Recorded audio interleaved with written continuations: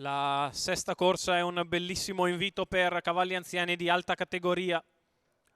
1 Tango Negro, 2 Uragano del Pino, 3 Velina Vald, 4 Volnik Ducras, 5 Africa Jet, 6 Azdora, in seconda fila 7 Vertudes, 8 Asnaur dei Rum, 9 General Bianco, 10 Banderas B.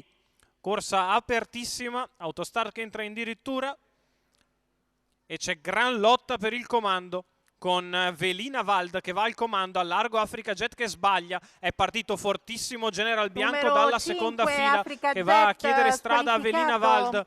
E adesso vediamo le scelte, sembra intenzionata a mandar via Roberto Vecchione. General Bianco dalla seconda fila al comando con partenza al fulmicotone di Federico Esposito che ha seguito passo passo Velina ed è andata a sfilare al comando. In terza posizione rimane Tango Negro a precedere Vertudes, allo scoperto c'è Azdora, poi Volnik Ducras in seconda pariglia a precedere Asnaur dei Rum con i primi 400 metri che se ne vanno in 31. Sulla piegata di sinistra General Bianco in vantaggio a ritmo molto blando ora perché Azdora allo scoperto non ha intenzione ovviamente di andare sul leader. 46 per i primi 600 metri di corsa. General Bianco in vantaggio, Velina Vald in seconda posizione.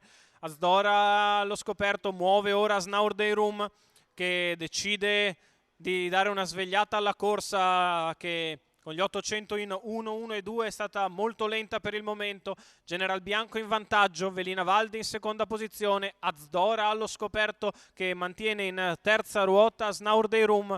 In pariglia c'è sempre anche Banderas B che cerca di muoversi ora in mezzo alla pista, dovrà però aggirare Asnaur dei Rum. Intanto General Bianco accelera per provare a mettere in difficoltà la risalita degli altri. 13,7 la dritta di là, un parziale in 28 spaccato e General Bianco se ne sta andando da Velina Vald, da Azdora, da Tango Negro, gli altri che fanno fatica. 13,6 la curva conclusiva e la retta d'arrivo per General Bianco, di più per tutti gli altri. È una passeggiata per General Bianco, Federico Esposito che lo interpreta alla perfezione, Alessandro Gocciadoro al training per la proprietà del cavallo olandese che è del signor Michel De Bruyne. Il successo con 800 metri